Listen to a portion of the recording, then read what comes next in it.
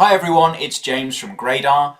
Let's discuss a hugely important issue, equal pay, and more specifically, gender pay gap analysis within Gradar. Now, it's no secret that pay equity has become a much more prevalent discussion in recent times, and the legislation has never been stricter. We have the EU Pay Directive, US pay transparency laws, and more, meaning your organisation needs to be very careful around ensuring you're paying your employees fairly and you can defend yourself against equal pay claims. Meeting those requirements is not a suggestion, it's compulsory. Now, point factor-based job evaluation is actually one of the foundations to doing that. And if you check out our Gradar logic video, you can actually see a breakdown of the Gradar algorithm, our analytical job evaluation framework, and how that forms the basis for fair and equitable rewards processes. But for now, let's just talk about the gender pay gap analysis. Once you've graded your roles and uploaded your pseudonymized employee data, you're going to have access to this tool and 4 different views to get greater clarity on whether you have a gender pay gap and where those issues might be. Now, the first view is our unadjusted pay gap analysis, which, let's face it, isn't hugely useful. This just takes salaries, men versus women, and provides a very broad insight into an imbalance in earnings. But you can see here a pay gap average of nearly 30% is huge, and there may be mitigating factors here that we can dive into.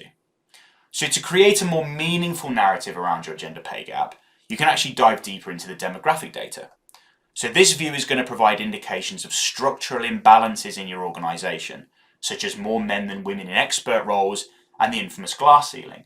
And you can actually see in this demo organisation that that may well be at grade 12, above which we don't have any female employees.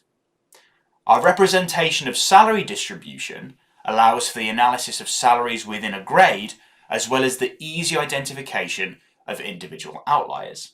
So here in grade 10, we can see a male earning €80,000, and in the same grade, a female earning just 25.